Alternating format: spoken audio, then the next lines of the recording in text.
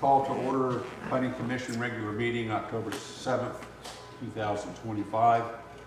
Cape Charles Civic Center, 500 Tazewell Avenue. Can I get a roll call, please? McDonald present. Newman, present. Ashworth present. Holloway present. Wright present. Let it be shown that we have a quorum. Can we all stand for a moment of silence, followed by the Pledge of Allegiance?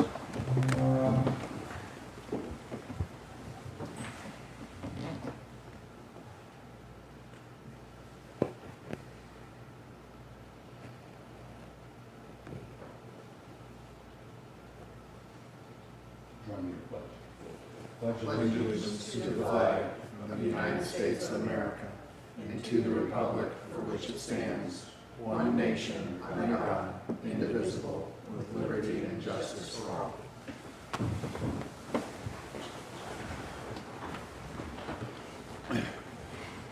Does anyone object to approval of the consent agenda? Hearing none, the consent agenda is approved by common consent. Do we have anybody signed up for public hearing? We have no public hearing. We have 3 minutes of comments. Why not? You guys have listened to, but we have no public hearing. Just may keep you. Okay, well, public comments. Okay. Citizen comment period is what I meant. Okay, sorry. Nobody signed up, right? So unfinished business, number 6, nothing. 7, new business, proposed zoning ordinance and comprehensive plan changes to accessory dwelling units regarding being allowed as STRs.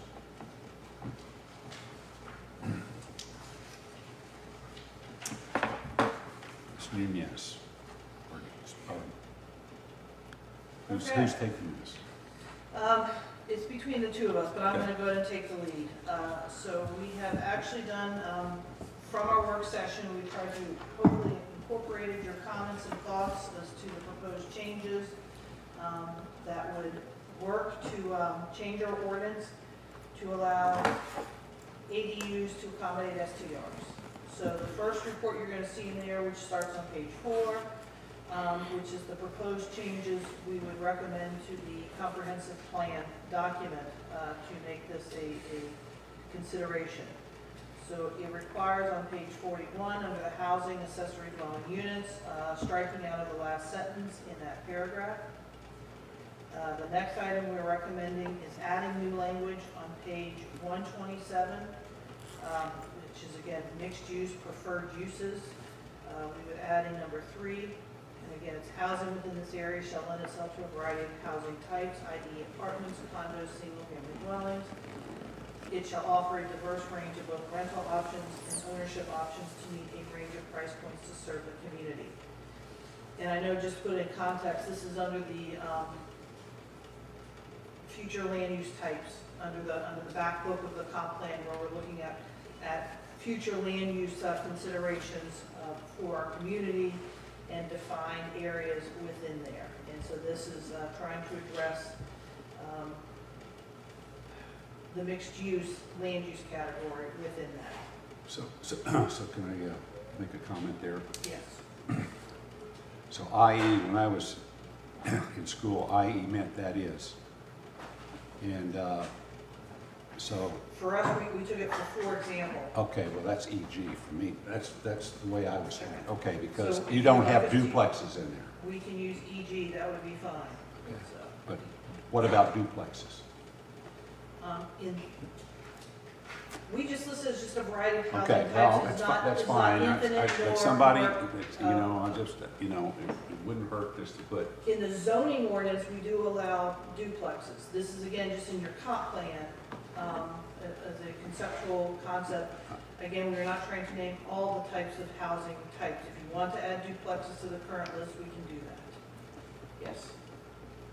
So if you'd like to, we can easily add that. I would add it. is it Yeah. okay? Why not? Okay, thank you. Okay? Any other changes to that proposed new language section, page 127? And then moving on to the zoning ordinance, we are proposing a change to, again, zoning ordinance section 4.1J to A in the length of stay. Again, we are striking out language that was already there, which is an accessory dwelling unit may not be rented as a short-term rental. And again, the definition of less than 30 consecutive days, we are proposing to delete all of that. We've added in a sentence just so it makes some sense at the front.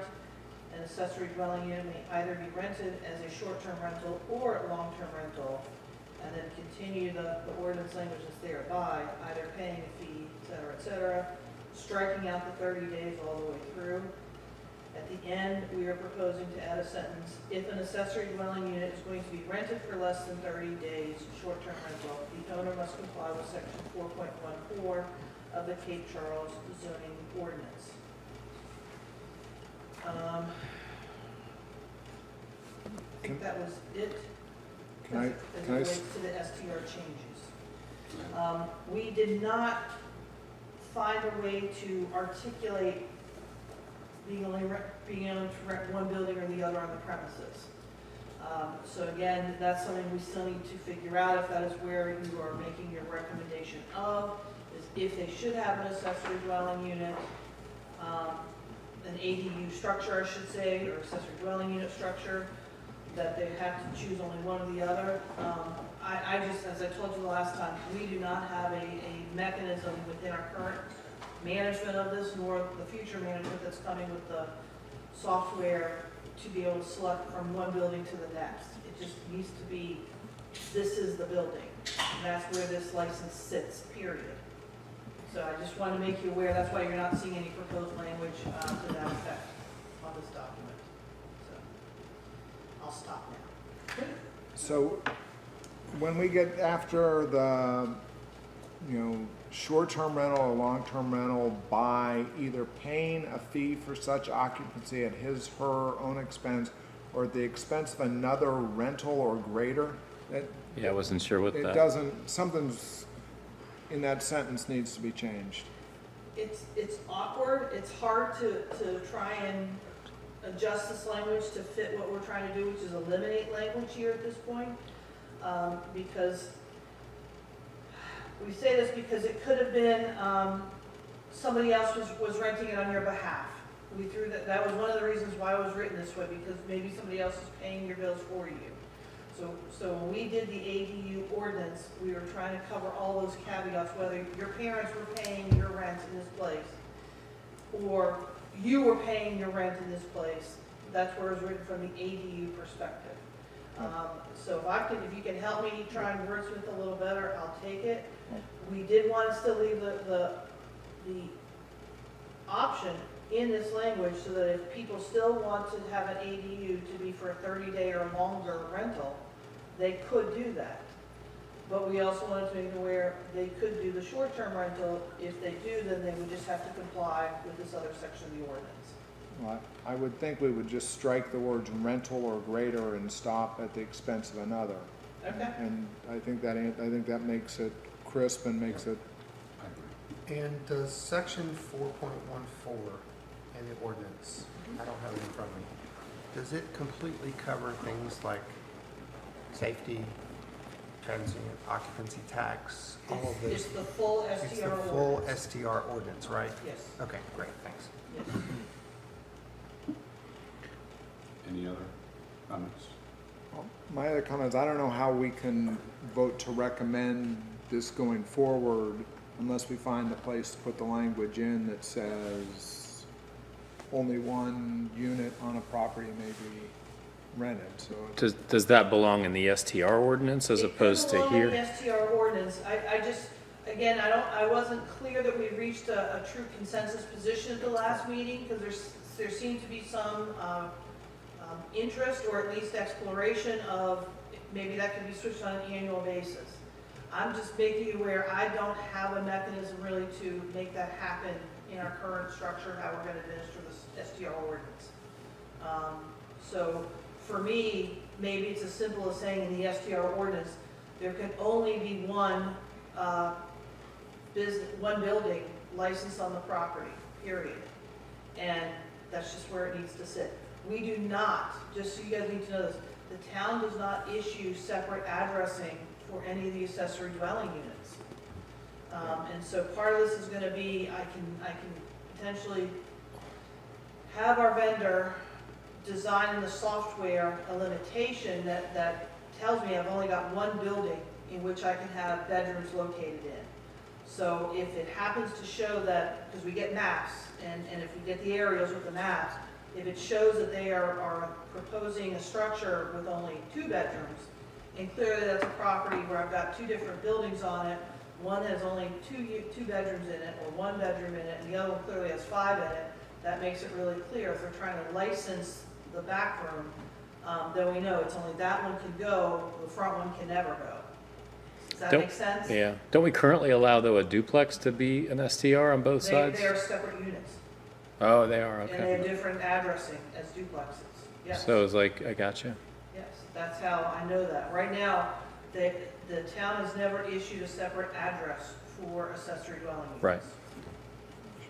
So is it just saying only one can be rented is enough? You can, Oh, and that may be the way is through an amendment to the short-term rental ordinance of indicating only one residential structure or building may hold a license per lot.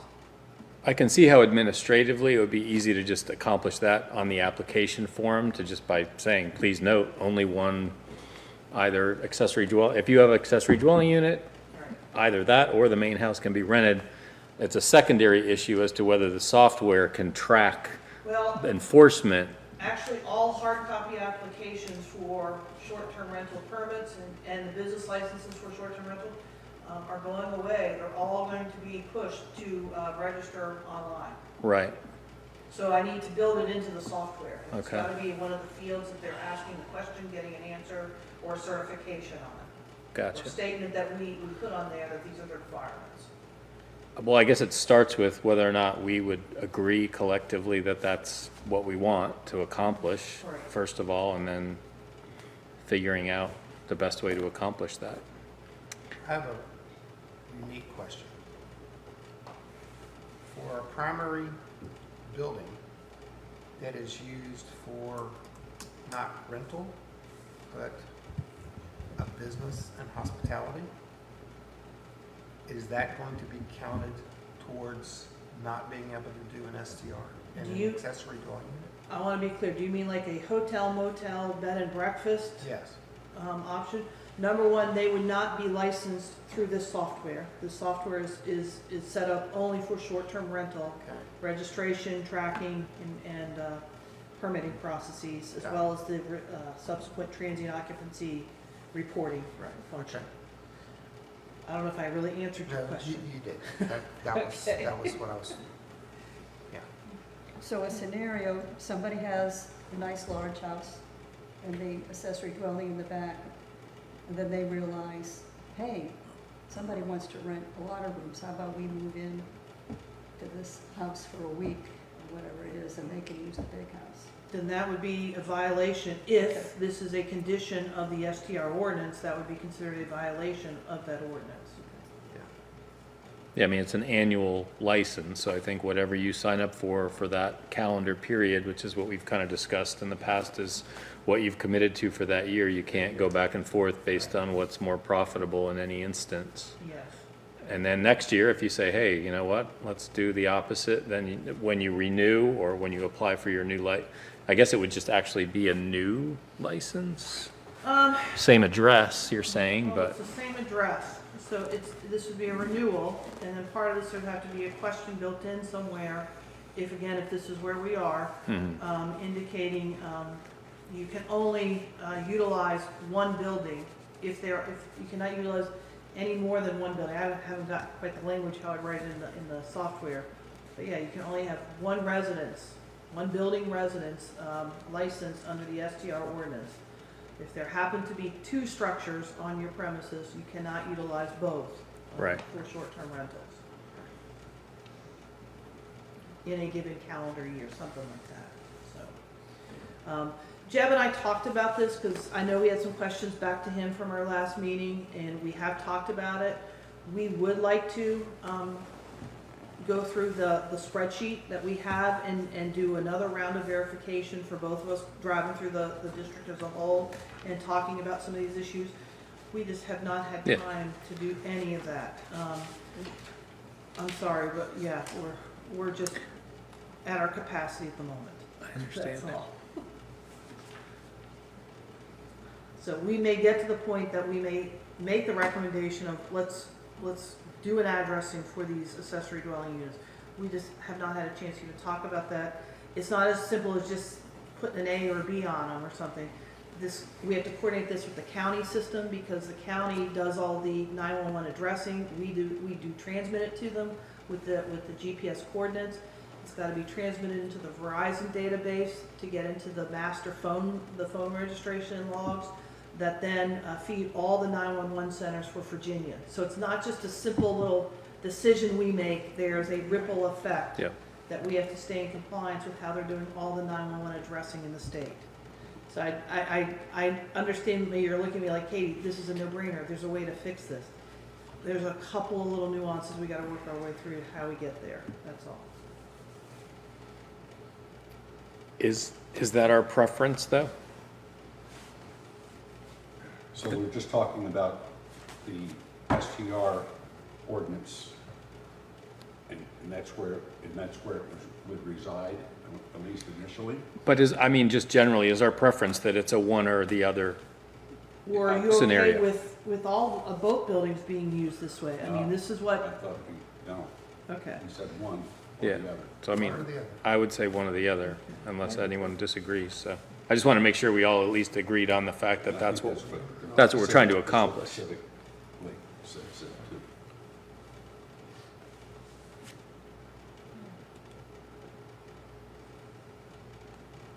And I do think it needs to sit in the STR ordinance as a criteria over there. Yeah. Yes. So did I hear you say you have to formulate an application for the software? It's already been built into the software. Okay, so is it like a block or something? I gotta talk to the vendor, because So- again, we're getting ready to launch the software. It hasn't even been launched So yet. main house or ADU or something like that? Oh, I gotta see if they can get it done without interrupting my launch date. That's my first question, well, it actually won't be done before my launch date, because we're getting ready to launch by the end of October. So this won't even make it to adoption for potential, through public hearing process, for me to make the changes to the software. But part of it is I'm giving them the heads up and making sure they know I can do this and how I can get this done after the fact, as cheaply as possible, to add in new text midstream through here. That's all. I would think that at some point, we're going to need a round of edits with it about just things in general that we find out, oh, wait, that's A round of edits on what? on what you launch. Like at a certain point, when you launch a new piece like that, you're going to figure out that, oh, you know what? That's in the wrong place, or that's just not correct, and maybe we wait until we have to do that, because that seems to invariably happen. Well, if ordinance changes happen, we will have to make immediate edits to the software to stay compliant. So the ordinance is ordinance. Gotcha. publicly known, and is part of the application process. So that is part of any natural, so you guys can make changes along the way. And yes, you're gonna have to build in, when we adopt those ordinance changes, a period of time, so I can, maybe it's a 30-day delay before it becomes effective, so I can get Yeah. the programming done. Understand.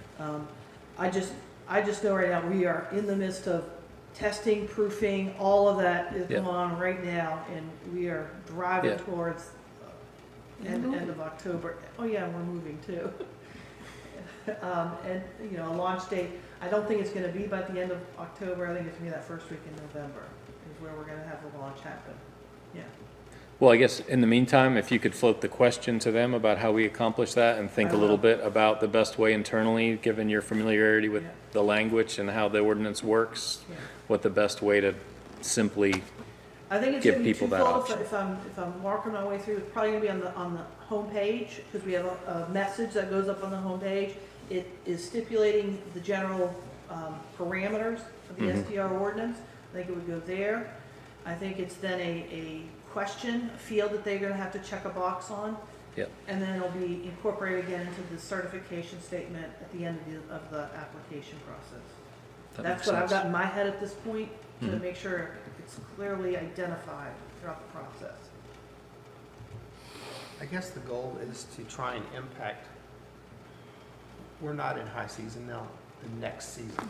This is all for the 2026 Right. licensing season. Yeah. That's correct. Right. So there's still several months at this point where we can make this happen with the launch and everything else. If it needs to be The tweaked. launch, the goal is to start allowing people to get familiar with the website Mhm. early and confirm their accounts, because we are importing all the accounts that were licensed this year. Right. So we built in the back end as robustly as we can, so that people are feeling as nominal pain as possible to fill it out. So if you got licensed this year, we're gonna have listed your contact information, your property address, the certification of your occupancy that's been set by the building official for the number of people you can have in your STR, who your manager, if any, of managing your vacation rental for you, and all of their contact information. So all of that is already imported, so that we're pre-populating as much of this software as we possibly can, the database, so that when one of you, you have a short-term rental, Clayton? Who has a short-term rental up here? Anybody? Nobody. So whoever may have a short-term rental would be able to they're gonna get an email saying, you need to now register. Here's the login, and log in under your name, and it's gonna then populate all of your account information. And so, yeah, this first year, I know we got a little bit more time, but I'm rolling it out a little bit early so that people will be able to proof this information early. And if we have to make some further changes, we can do that. There's a big education piece that we're building in a time frame to also handle from the staff end of things. Okay, Okay, so to the STR ordinance, I'll add that as one of the criteria.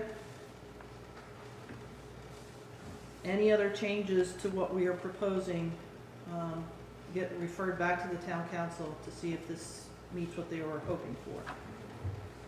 And then presuming council likes all of these proposed edits, then they will take a vote of resolution to send this down the path of public hearing as a zoning text ordinance, okay?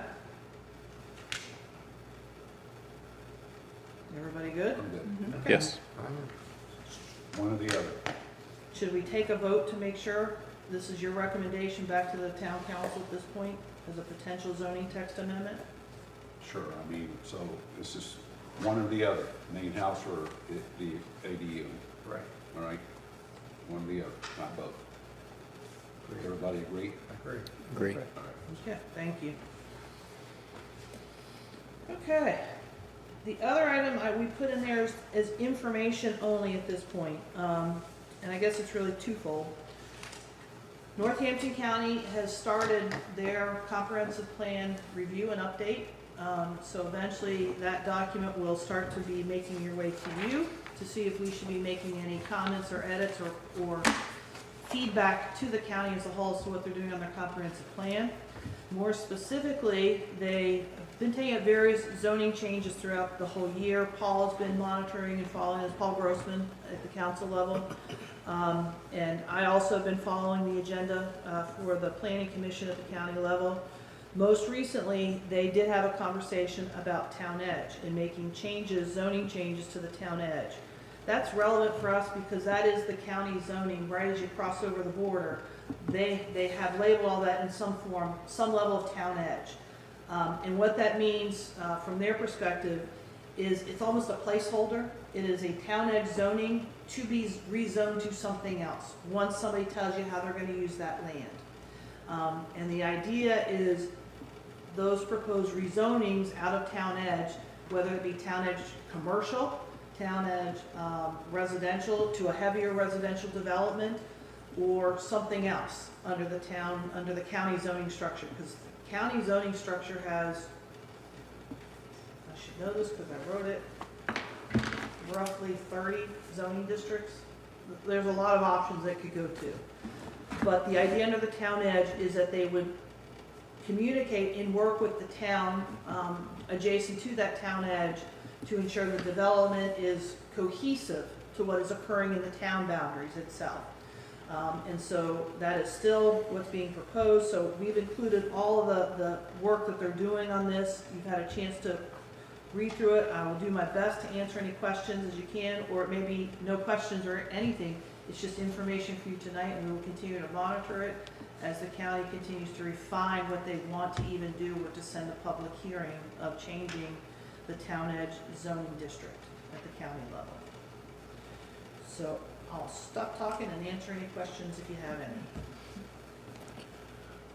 Well, I had one question, just kind of, when I was looking through, and that's on page 7, up to 4 units residential, commercial.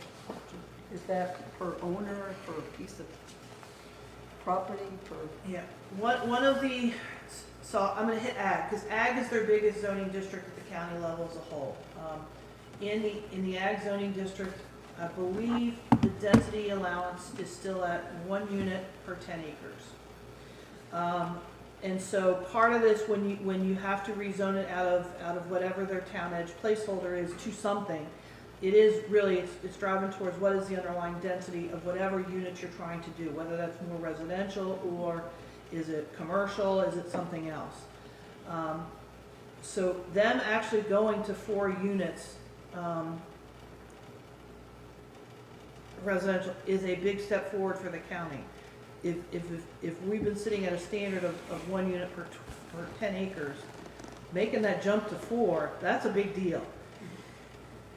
It may not still be enough of a big deal, but it's movement. I'm glad to see that there's county conversation happening about this finally. Again, a big piece of this is most of the county does not have water and sewer in a regional capacity. It is all well and septic. And so that has been one of the reasons why the county has always retained such a high level of acreage to a density allowance unit. I don't know if I've quite answered your question. Again, they are still wanting to do any change of this to be activated as a use would still have to go through a special use permit process, so still a whole public hearing process. I candidly will say that may not be very desirable to actually seeing developers come forward and utilizing it. Because most developers want to be able to do things by right. And especially if they're going to do housing, they want to ensure that they've got a large enough density allowance to meet their return on investment. And they want to do it without conditions. They want to know if there are conditions, what are all the criteria? Which is how we have really worked when we're writing up these things. Like when we did the PUD for the Bay Crossing, we put all of those in there so it was really clear, this is what it's going to take to build this many units on a lot, so. And the town edge, we're actually talking about just over the town limit. It's, right, so it's not our zoning, it is the county It's the zoning. county's, but Well, it's also within the realm of possibilities that it could actually be supported by Virginia American Water. That is correct, there are conversations Versus a occurring septic system. that would bring Virginia American Water infrastructure into the county property. Into that area, yes, yeah. Because it's just a little past, based on what I was reading, yeah, Yes. yeah. Okay. And also there, it talks in there about the limit we have with water. I mean, is there any figure on that? Just when they know we gotta stop? Or?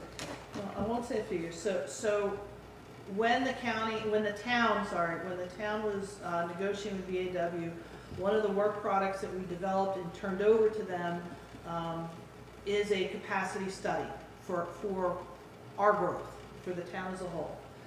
We did that for both the water and the sewer system. So yes, there are some hard stops in there. We do have a growth capacity. I can share that entire report with you. It's the council has it. It's been posted on the town website in the past. I did pull it. I had it at the last meeting. I just didn't bring it tonight. I'm happy to share that with you. We did do projections on things like the town property at the Keck Well parcel that we own. We included that in the growth projections for the town.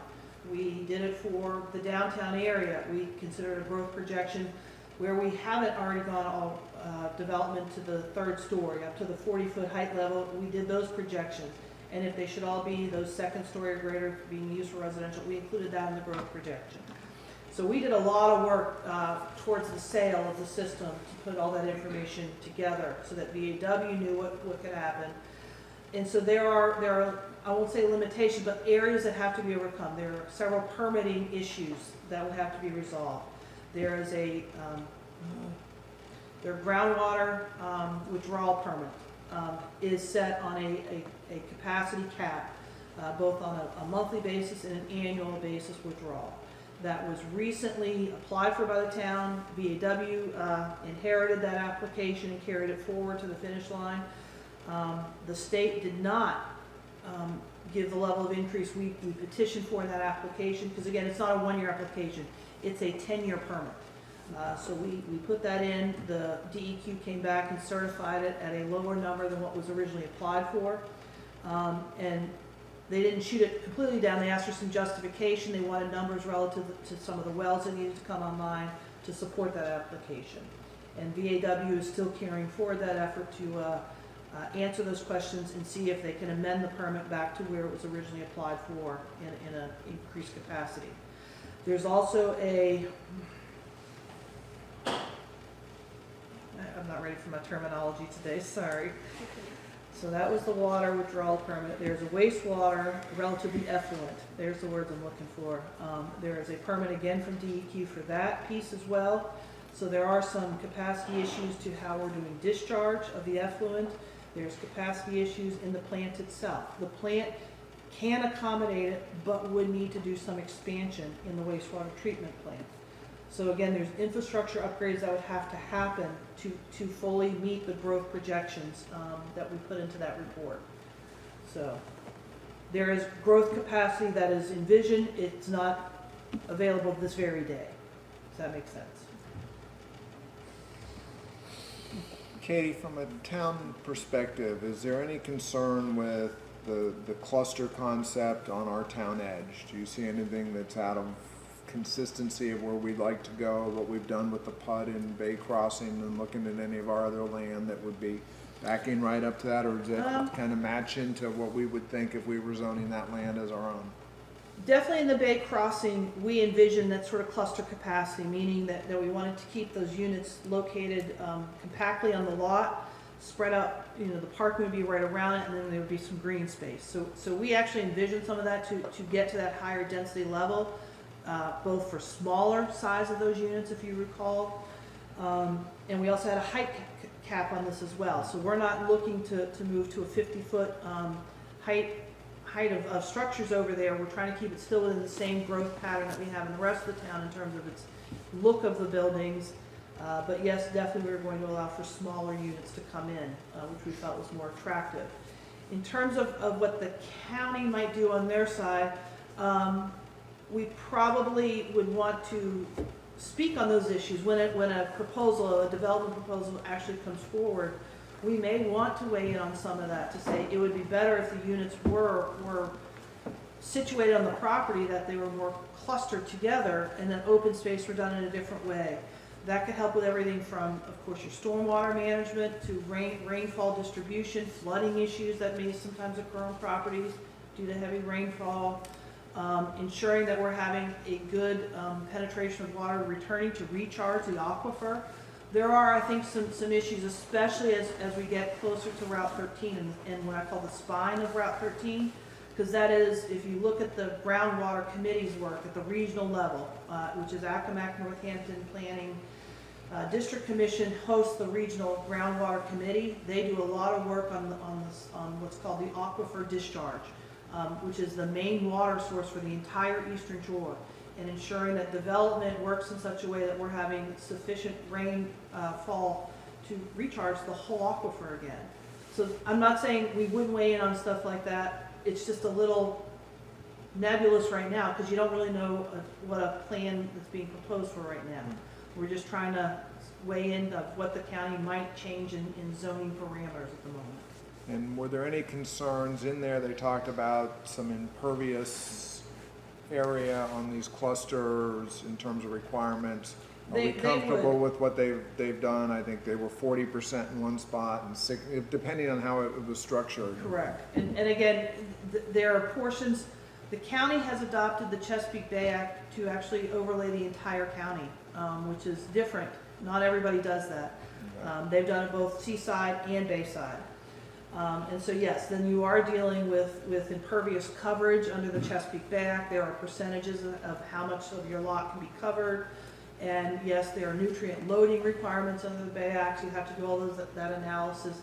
So yes, there is parameters within that zoning district for that, yeah. Okay, so you're comfortable with what they've, okay, thank you.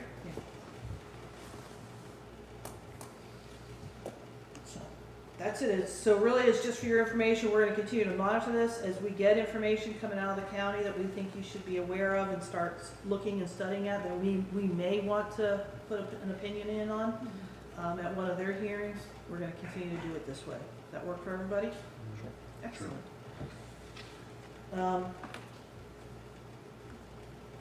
All right, so next, moving on is report of officers and committees. You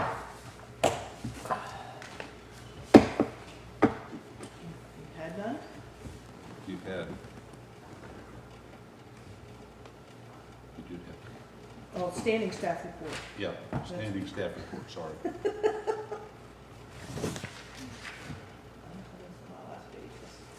Sorry. So, I know I didn't put it in because typically we try and stay applicant related, but we went to new agenda management software. I think I alluded it to you over the last year that we were going to be doing this for the town as a whole. It got launched in August. It was launched a month in advance. It was tied to when the new website for the town was getting launched. That was driving the calendar. That got launched early. So as soon as the website got launched, it triggered this getting launched. So we had to move into the agenda software at the same time. We had no time to give you the heads up or give you any training on it. Very little training, I think, because right now you're no longer going to receive a separate Google Doc or anything else from us. We're just going to tell you, go to the town website, go under agendas and minutes or under the calendar feature, click on the agenda packet. Again, you can get it as an HTML version or a Word version. Again, I think there's some really nice features we have. Everything gets paginated for us. That's the first thing, which is fabulous. Everything, regardless of how we put it in, gets converted for us automatically. So if I start as a Word document, they bring it into a PDF for me automatically. If it's an Excel, same thing, they bring it into a PDF. They do leave it in a Word or Excel, so if anybody wants to see it in those versions, they can. So there are some features that were really attractive to going to new software. That's why we did this. It makes the production of our agendas easier once the staff gets it fully mastered. I'm not going to say we're there yet. Jack isn't thrilled with me yet. But as we get more familiar and working in it, I think we will really appreciate being in new software. So I just wanted to make you aware of that as a whole. So coming back to my monthly report, I had nothing to report as a subdivision agent for the Board of Zoning Appeals. They are set for a meeting next week. We initially had 2 applications get filed for this meeting. One is an application from Martin Mayer for variance from Article 3, Section 3.2 of the zoning ordinance to allow for a rear deck to extend 1.5 feet into the side setback and 5 feet into the rear setback. And again, we've told you the sections under which this is authorized for him to apply for variance. The second application, which is from North Beach Associates LLC, they were appealing a decision that I issued on August 7th relative to a zoning determination on the property as it relates to the legal non-conforming status and the calendars that go with that under our ordinance requirements. I can report at this point in time, as of yesterday evening, we've now received the application to withdraw this appeal. The property owner has actually complied with all the items I listed in my zoning determination letter, and they are no longer appealing my decision. So that public hearing will not happen for the North Beach Associates, just so you're aware. And then, other things. Again, nothing has been issued from the Harbor Development Certificates. On the wetlands and coastal sand dune, we were scheduled for a public hearing on Wednesday, October 8th, here at 5:30 on an application coming in from Coastal Precast Systems. I'm not gonna read the particulars of that because they also notified us this as of yesterday, Monday, that they've had to have some redesign come in as a result of, long and short, they are working to be the supplier for the rebuild of the bridge in Baltimore. And so as part of that process, they are working on that. They've now realized they're gonna have to tweak what they need to have built on their property to be able to produce the elements of the bridge rebuild that they need to do for that contract. They need to tweak their application to us. So that has now been pulled, so they can retweak it and get it submitted to us again and send it back out to public hearing. So it's not that they are walking away from this, but they just have to do some internal redesign before it can move forward to public hearing. Part of it is because a portion of what they are trying to build of this ramp system that will basically roll the pieces of bridge sections off their property onto a barge in the water. I know it's long and short of it. There's a portion that's going to run across some wetlands, and they need to make sure they truly have identified everywhere that might be impacting the wetlands for us to move forward in a public hearing, because that's what the Wetlands Board is reviewing. So that's why that is being delayed. I don't know when that will get rescheduled. As soon as we get the application, we'll put the notifications out again. So we just want everybody to be aware. And that's all I've got for my staff report. I did wish to add one item, if I may. Your announcements, we're in the announcements. Okay. So you may or may not have seen some discussion at the council meetings over the last few months.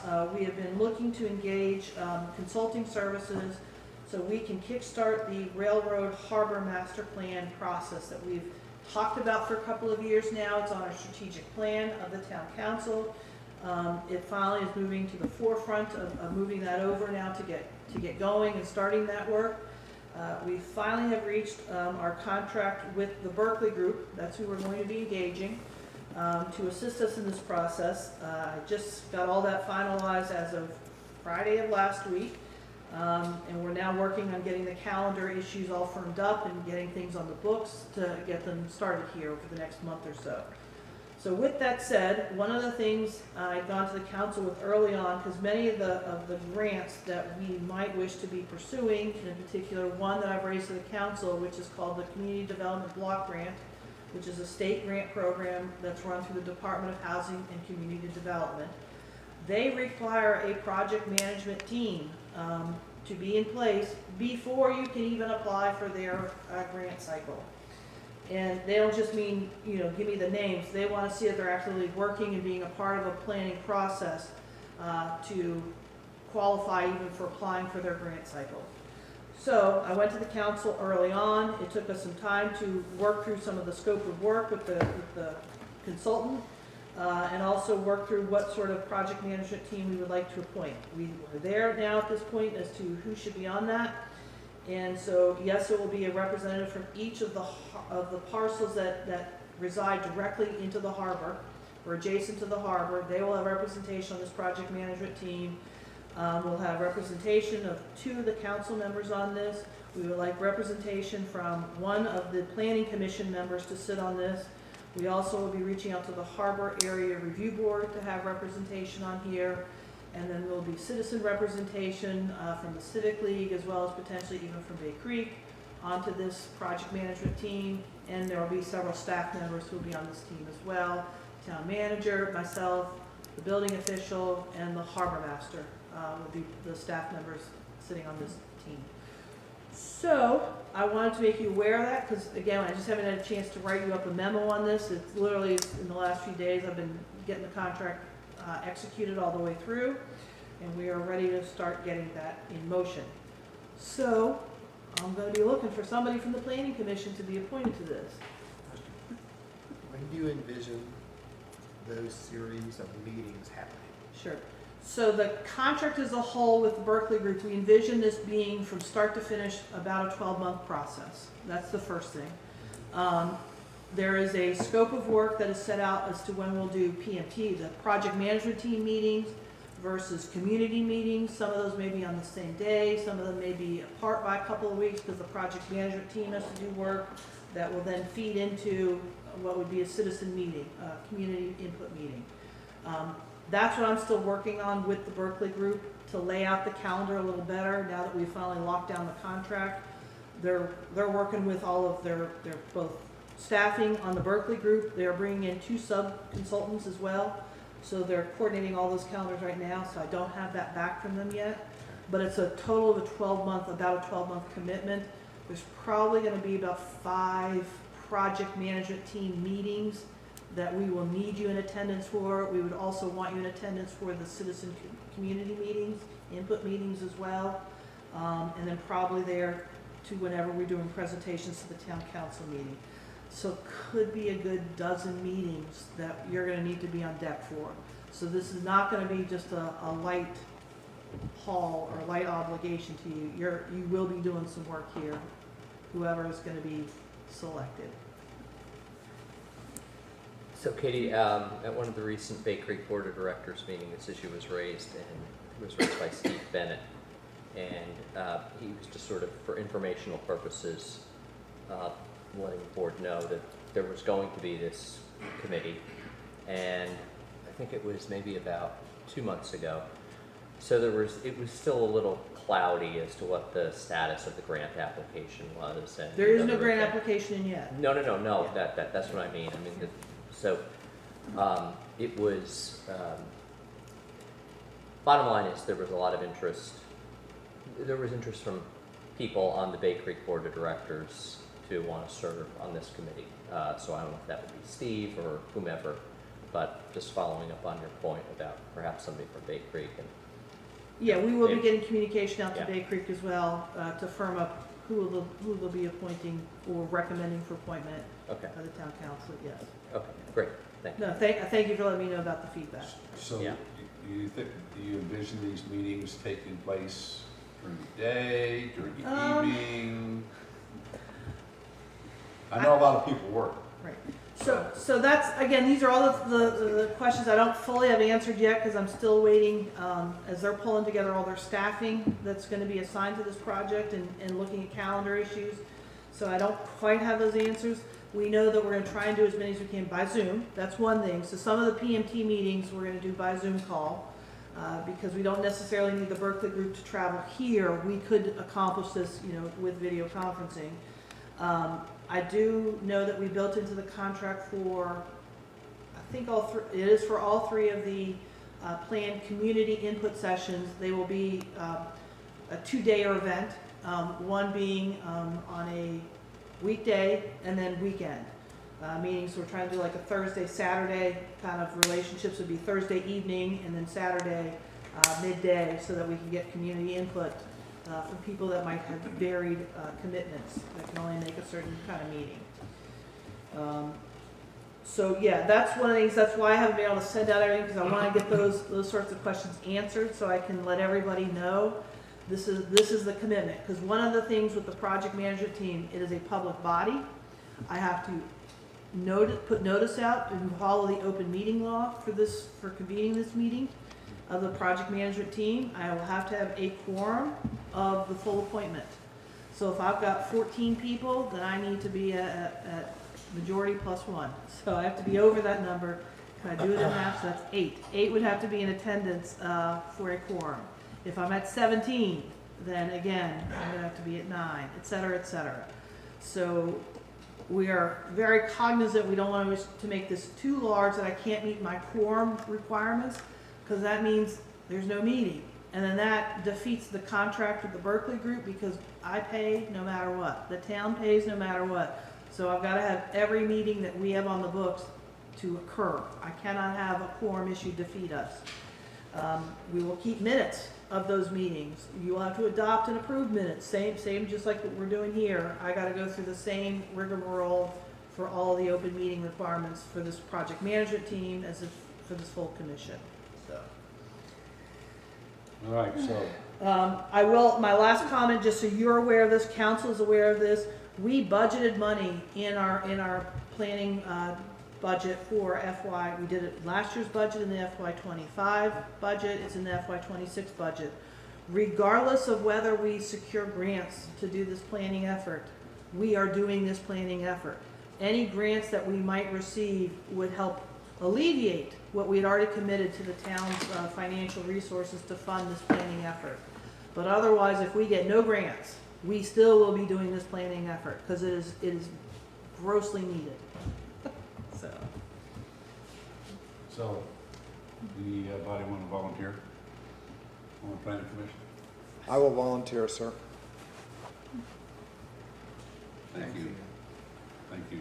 I was gonna say, it should be Ian, because everybody else has already tapped to a secondary commitment. So.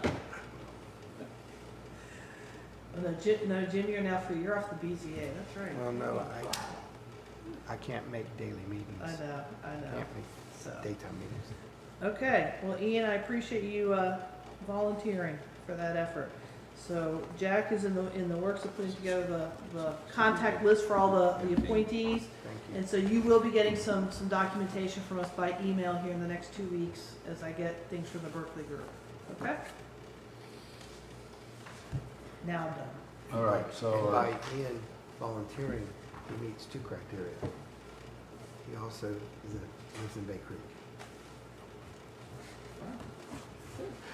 the next meeting's November 17th? Yes. And again, we readjust our calendar because our first Tuesday in November is election day. And so I think we pulled you to figure out when we could set our meeting dates. So this now puts us to the third Monday? It is the third Monday of the month. I think when we pulled you, that seemed to work as the best date, if a meeting is needed for us. I believe one will be needed. I think we will probably be, potentially, I might have been able to start the public hearing process on some zoning text amendments coming out from council, so. Mr. Chair, I will not be able to attend November 17th. All right.